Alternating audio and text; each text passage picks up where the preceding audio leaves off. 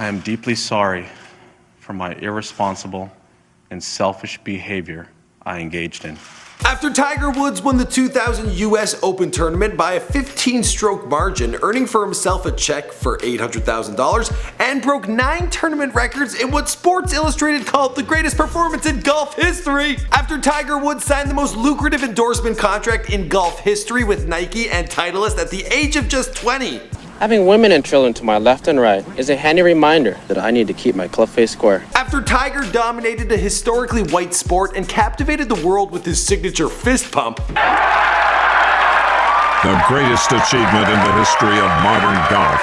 After Forbes named Tiger Woods the first athlete to ever earn $1 billion. After Tiger met his beautiful wife Elin Nordegren, a former Swedish model, at the 2001 British Open. Tiger had maintained a steady streak, winning 14 majors over the next 10 years. He was raking in millions in endorsement deals, and his brand was synonymous with discipline and greatness. But bubbling under the seemingly golden boy surface was a man with a sex addiction who felt he had earned the right to every temptation that came his way. He was also an insomniac who depended on prescription sleeping pills and painkillers to get him through the nights, so I guess he wanted to get his mind off all that. Where are my fucking pills? Oh yeah! Take more Vicodin, Tiger! That'll help! He was able to hide a second life he led for years and years, but one fateful Thanksgiving weekend back in 2009, it all came tumbling down. Soon the entire world would be talking about his love life, and what a love life it was. There were so many women, Howard Stern was able to host a beauty pageant of his former gal pals. Yeah. I didn't think I was the only one, no, because I mean if he cheated on me with his wife, right, you know, I figured that he would do the same on me. That's right, all these women were coming out of the woodwork after Tiger Woods, and in the end he would reportedly confess to sleeping with 120 women.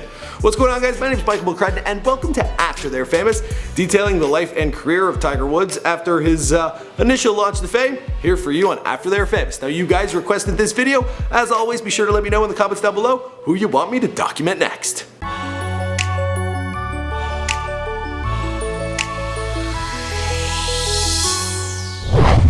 What do you want to say to them to make them believe in you again?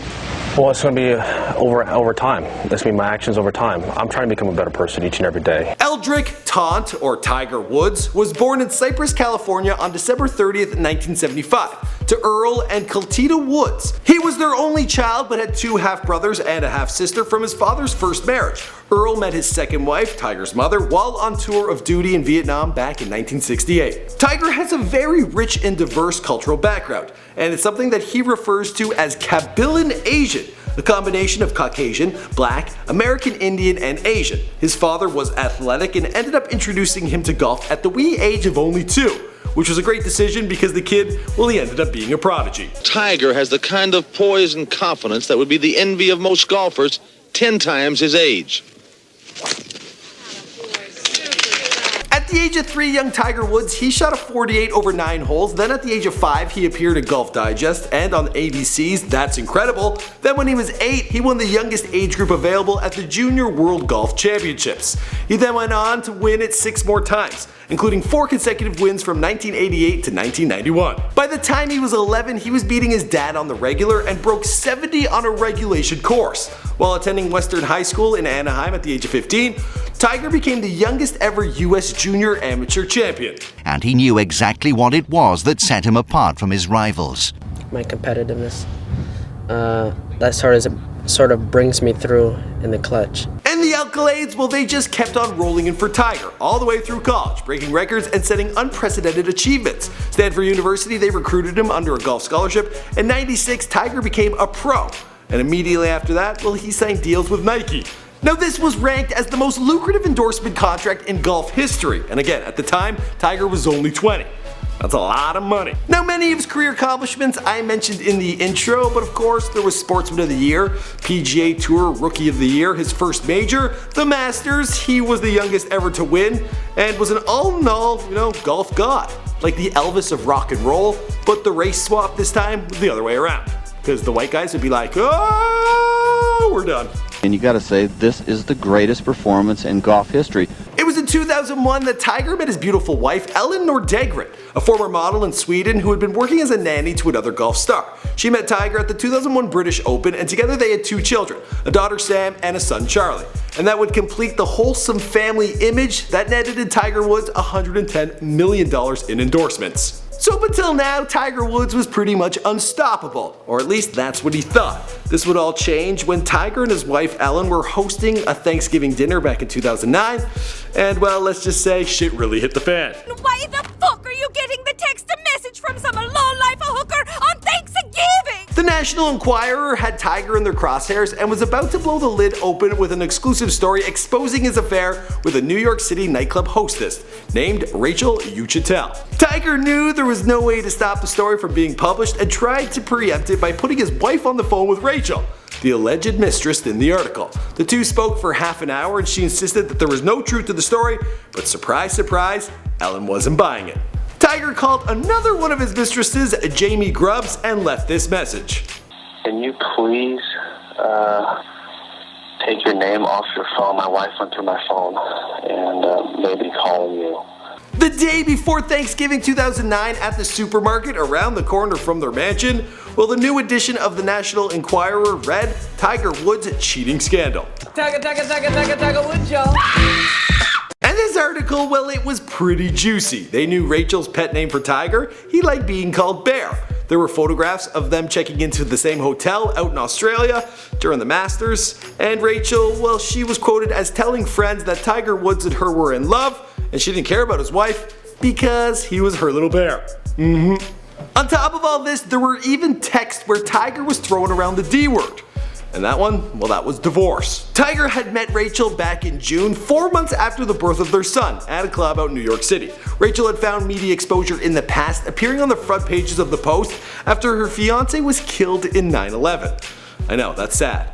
But she was also a well-known homewrecker, having previously had an affair with actor David Baranza, aka Angel from Buffy. And when that all went down, David's wife, she was pregnant. Yeah, this lady is really good at making men make bad decisions. I'm very into loyalty and honesty and humor and those types of things. On Thanksgiving night, after Tiger had taken an Ambien and fell asleep, Elin took his phone and scrolled for Rachel's number. She found it along with a text from her husband which read, "You are the only one I've ever loved.